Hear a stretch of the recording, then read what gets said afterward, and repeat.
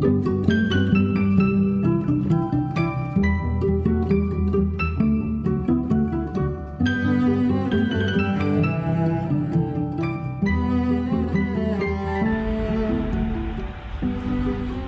to Human Rights Education Now, a podcast series from Human Rights Educators USA. I'm your host, Bill Fernikes, a member of the National Steering Committee of HRE USA, a collaborative network to learn, teach, organize, advocate, and innovate for human rights education in the United States. This podcast aims to raise awareness about human rights education and invites listeners to engage with the worldwide movement to make human rights education a core focus of educational programs from preschool through higher education and in both non-formal and informal community educational settings. Today's program is a conversation with Kristi Rudelius-Palmer, human rights education consultant and former co-director of the Human Rights Center at the University of Minnesota. In this episode, Kristi discusses the genesis of her interest in human rights and human rights education, her 25 years of work at the University of Minnesota Human Rights Center, how working with human rights educators across the globe has influenced her HRE work in the United States, the opportunities and challenges facing Human Rights Educators USA and other human rights education NGOs going forward, and her work in building bridges to Native American and Indigenous communities to help them secure their human rights.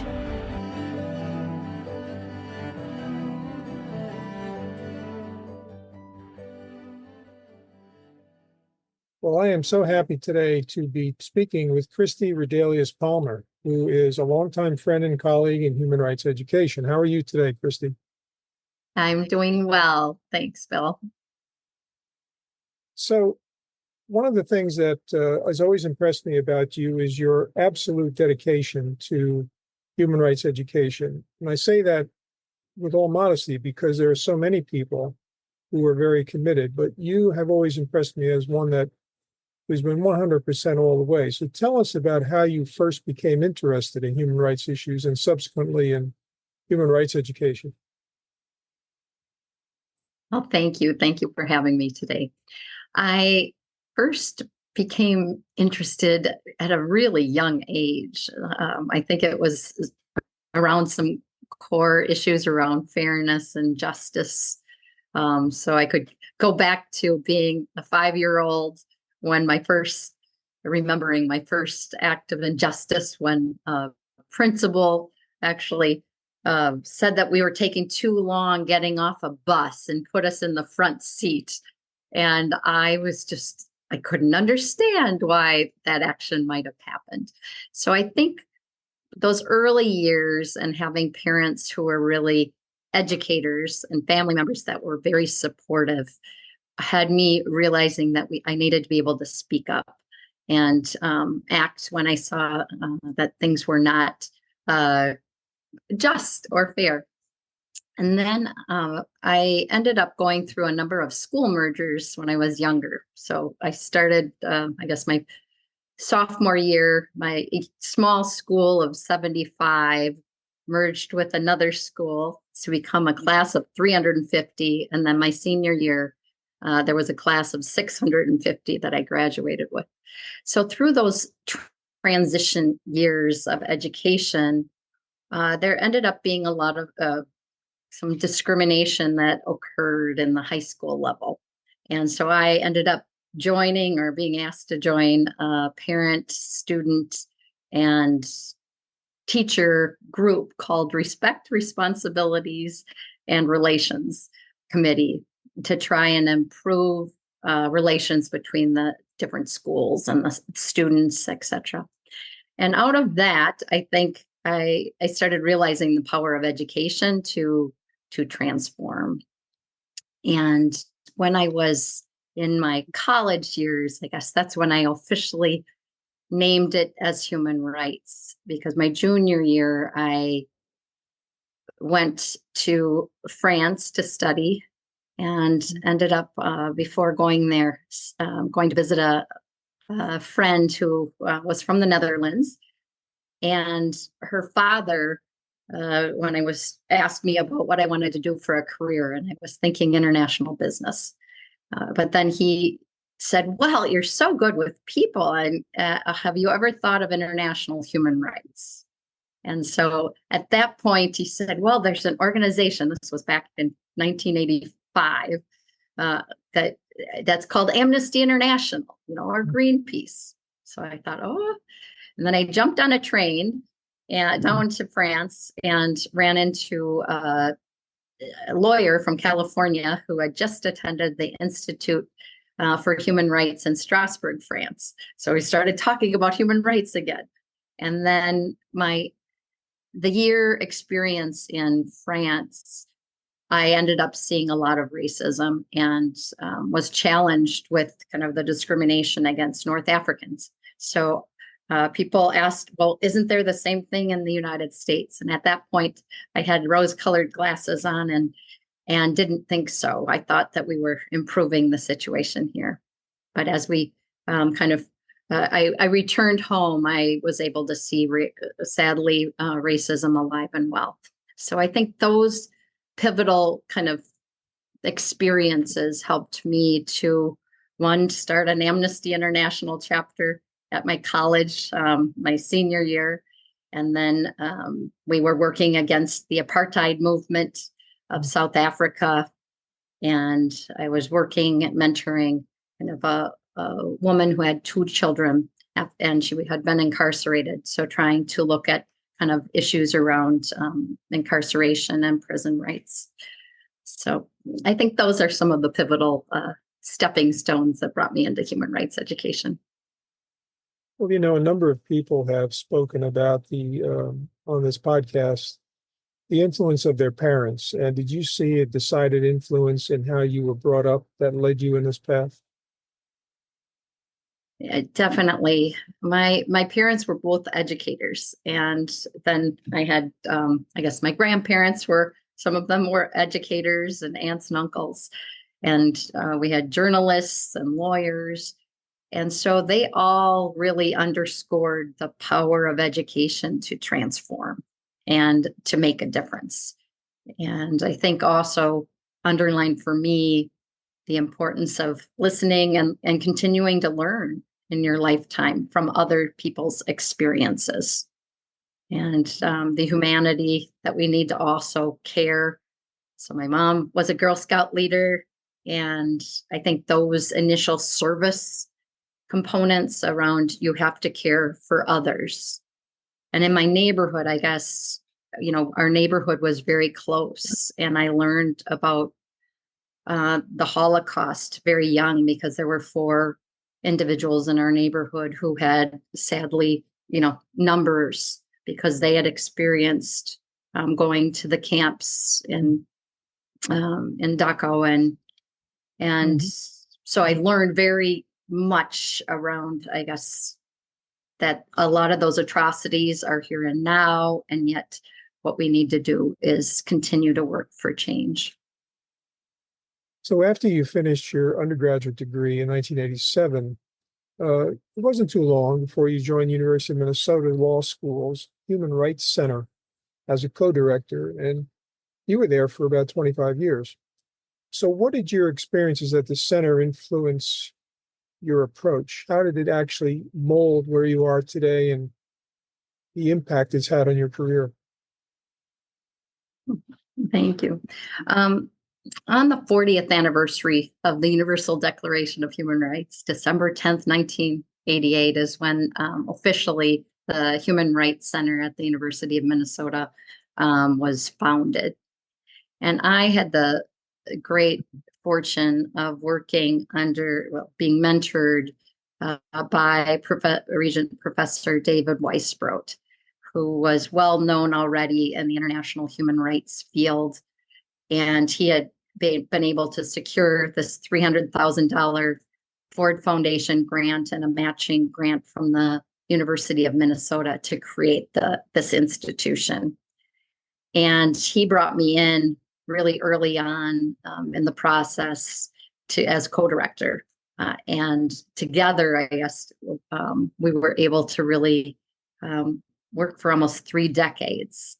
And one thing that I learned many things from him.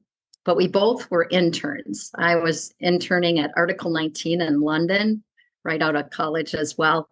And that was dealing with freedom of expression issues and censorship.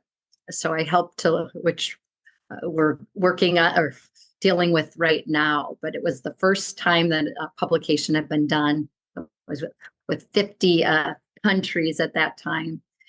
And then David had an internship as well. And so we both, I think, believed in the power of internships right away to have and learn more about human rights. So when we started kind of the Human Rights Center, we started the Human Rights Fellowship Program. He had already created an international human rights internship program nationally, but we wanted to create one through the Human Rights Center. And in our kind of time, more than 700 students were able to have internships, as well as some of the community leaders to go work with human rights organizations. So I'd say one thing I learned that you can see kind of has rippled through even Human Rights Educators USA is the power of kind of having internships and fellowships and creating the space for people to learn about these things. Another thing I learned from David was really institution building, because he had already helped to launch the Advocates for Human Rights in Minnesota and the Center for Victims of Torture before he was able to gain funding to launch the Human Rights Center. And so in watching and learning from him about how do you actually sustain these institutions, I think I was able to look beyond just a short-term goal. And on the financial front of that, those initial grants, that $600,000, we only worked off the interest of that grant. And I talk the financial aspects because sometimes, institutions can come and go, and we kind of transition and we carry our human rights education and learning with us, as you pointed out, wherever we go. But I think that was a model of thinking about sustainability. So then we were really raising funds for additional projects for that. And that networking and collaboration. I mean, we always would think of creative new initiatives. So we brought in the International Humphrey Fulbright Fellows Program. So we'd have human rights leaders every year from globally working with us, from I guess different lawyers to educators in human rights, police. So we had both the defenders as well as individuals that were working in different professions. So I think out of that experience, I really learned that human rights cuts across all professions, all disciplines, and that it's in the relationship building and collaboration that we can really hopefully make change happen. I think that's very important that you talk about the idea of sustaining an institution over time, because the long-term impact clearly is due to having planted roots that don't go away. Mm-hmm. So you've also done a lot of work with leaders in the international human rights community across the globe for many years. So if you think about it, what are some insights you've gained from those people who are outside of the United States? And how have they influenced your views about human rights education? Well, I'll go back to David. At least even before I became co-director, I had the opportunity, because on that mentorship front, to go with him to the human rights. At that time, it was the Human Rights Commission, not the Human Rights Council, in Geneva. And I met a number of individuals. One, I saw how governments were trying to push for human rights in the salle in Geneva. And then I also saw many of the leaders there. And I met Elena Ippoliti, who I still, 4 decades later, am connected with. And she is still running kind of the training and methodology section in the Office of the High Commissioner for Human Rights. And there, one example kind of a collaboration was on the 50th anniversary of the Universal Declaration of Human Rights. We were talking about how do we create access, because then the internet was beginning, right? This is back, we started pre-internet. And so she was able to, she said, okay, we're going to try and get the Universal Declaration in all these different languages. And I said, okay, do you want us to put it on the Human Rights Library? Because we were able to develop at the Human Rights Center the largest university's primary documents library in the world on the World Wide Web in 10 different languages, which also brought in, as you said, that global networking possibilities. But Elena said, no, I'm going to, we can do it here at the OHCHR. And so she basically single-handedly almost brought in all those different languages and continued it. And back in 1998, the UDHR, the Universal Declaration of Human Rights, and this library got the Guinness Book of World Records for the most translated document in the world, surpassing the Bible due to her efforts. And so you can still find all of those in the multiple languages online. So that's one example of kind of that international network. And then I guess she continued, she'd call on us when we were working on the UN Decade for Human Rights Education.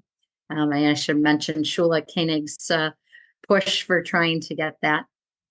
And then the subsequent world programs for human rights education and the different phases.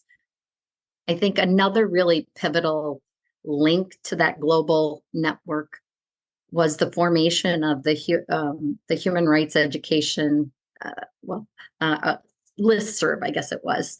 So the Human Rights Center at the University of Minnesota worked with Felisa Tibbetts and Frank Elbers at the Human Rights Education Associates to create this large listserv that was really cutting edge at that time, an online interface. So they'd ask us to give inputs on the world program, and people all over the world could then be commenting, and did, on the creation of human rights education and what this might look like in terms of, bringing policies into practice, through government's accountability.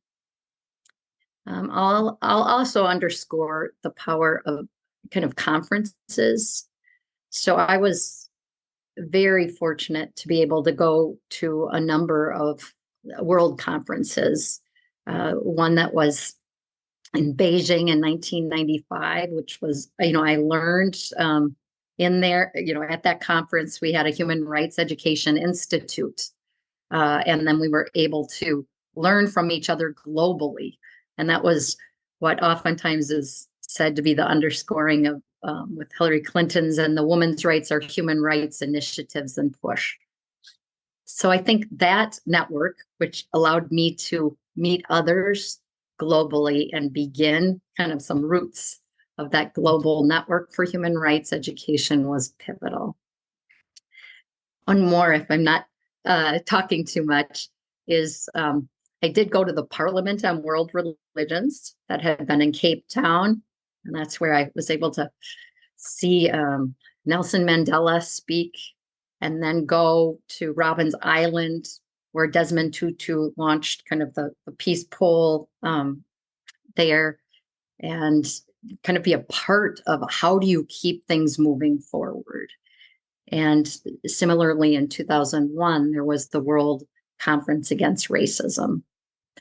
And that one, on the global human rights education front, we were able to create a strategic planning meeting before that with the 7 regional human rights education centers. And so we got a house, and we were trying to strategically think about, well, what can we do? How should HRE develop and go forward? And out of that, we recognized at that time, so this was 2001, that training of trainers was a big thing that we all were working on, and that we needed to think about how do we look at effective practices for that. And so we did that, and then I mean, we were talking and we presented also at the World Conference Against Racism. And then we agreed that we needed to come back together around to kind of do research at home and come and develop some protocols around the training of trainers. And so we went to, I guess the next conference we had was in Tunisia. And again, the Office of the High Commissioner for Human Rights came in with some financial support. The Ford Foundation came in with some support to help to make that a reality. And so out of that, we all presented and came some kind of a toolkit and some real standards that we thought were really important for us to think about on the global front. And then there were subsequent meetings in Chile and Montreal. And so the Chile was looking at evaluation and indicators, as well as in Montreal, and really how do we measure core impacts. And then we hosted one in New York that was right on the beginnings of the first World Program for Human Rights Education that looked at what do we know about both pre-service and in-service teacher training. And so we did a whole kind of research analysis globally. But I've learned, I've learned so much from my peers, globally and oddly enough, I think things were percolating around the same times globally to say, hey, wait, how do we not just look at violations, but how do we think about prevention and really promoting this idea of a constant human rights learning and change? Right. And I think you're talking about the connection here between creating a sustainable, peaceful society founded with a human rights framework. Would that be fair to say? Yes, very much so. So you then transition from the Human Rights Center at the University of Minnesota. And after that, you've assumed a central role in guiding the work of Human Rights Educators USA. But you also then, lacking no energy, of course, earned your PhD at the University of Minnesota in organizational leadership, policy and development, and comparative international development education. So if you take this transition period and your new sort of understanding through the doctoral work together, how do you see that influencing where Human Rights Education USA is going? Because we have been around since 2011, and now we're coming on almost our 13th year anniversary. So given what you know now, where do you think we're going?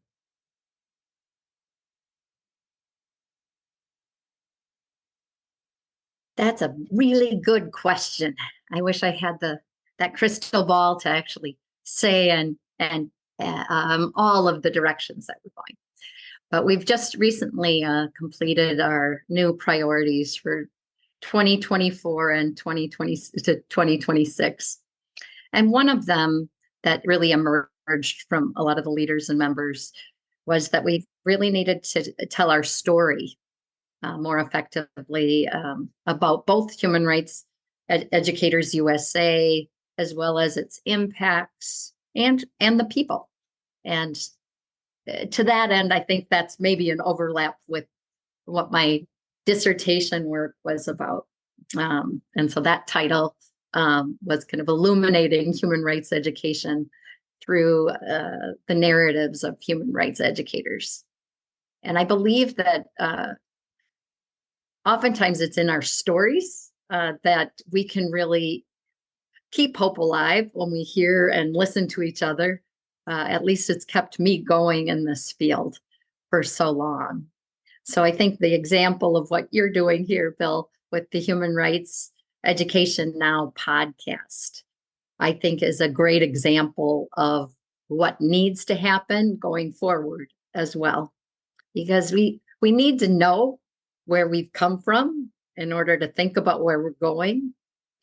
And oftentimes the past is now. So even though we think we've gone beyond something because we've moved or had policy shifts, in reality, sometimes we feel like we're slipping back. So I think it's in really honoring both the land, the water, the air, and all relations, that will help us going forward. And doing that is really understanding kind of the past, present, and future, and how we've evolved and can continue to kind of learn from what others have tried and done. So I think storytelling is one of the powerful aspects of it, or of the future.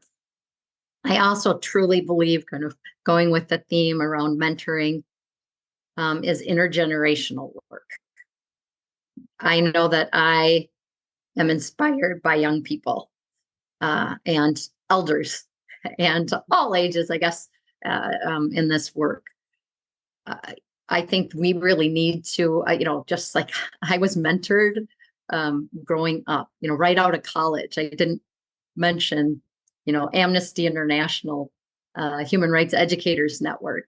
I think I mentioned that I founded a chapter, but then there was a network that I was tapped into right out of college, which helped me in this work. And Bill, you were one of those leaders, with David Scheinman and Nancy Flowers and Janet Schmidt and so many more. And we kind of created, and we were able to say, okay, how do we do this in our, when we're one person in a small community? How do we stay connected and learn from each other? And I think, when things get tough in the small community, I think it's reaching out to our colleagues and friends that are in this work to find hope when all of a sudden we're feeling a little bit hopeless.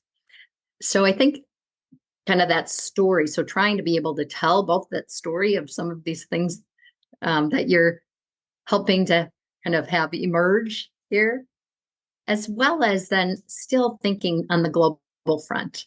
So a few of us were able to go to the first International Human Rights Education Association conference, or I guess maybe it was the second, in London in April.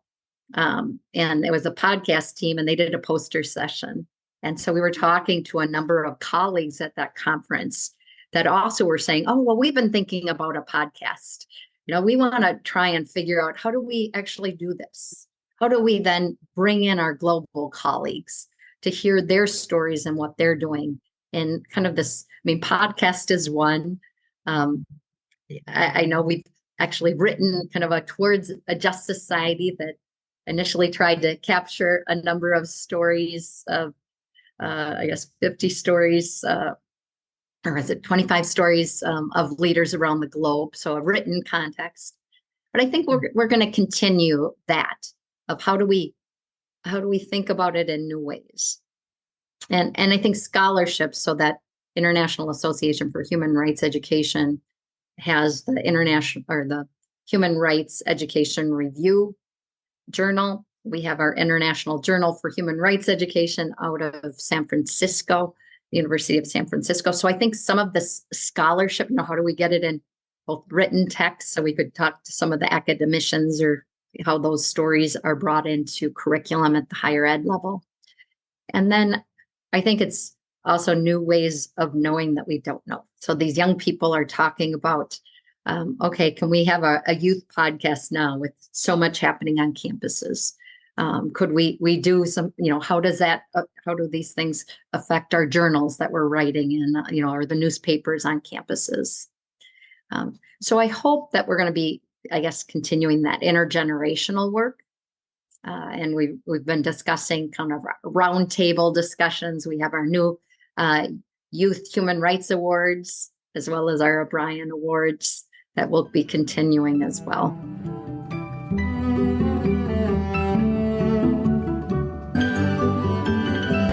Thanks for listening to Human Rights Education Now. Our next program concludes our conversation with Kristi Rudelius-Palmer, Human Rights Education Consultant and former co-director of the Human Rights Center at the University of Minnesota. You can find additional information about this podcast series at www.hreusa.org. Each episode is available on the HRE USA podcast page, Spotify, Apple Podcasts, YouTube, Pocket Casts, Player FM, and Deezer. You can also download each episode as an MP3 file. If you have questions or comments about this podcast, send them to Kristi at HREUSA.org. That's KRISTI at HREUSA.org. Our podcast team includes producer and editor Bill Fernikes, executive producer Kristi Rudelius-Palmer, editor Elizabeth Schwab, sound designer and project manager Sabrina Sanchez, communications and public outreach coordinator Jessica Terbruggen, and production coordinator Jasmine Chizu-Gota. Human Rights Education Now is a production of Human Rights Educators USA, a project of the Center for Transformative Action in Ithaca, New York.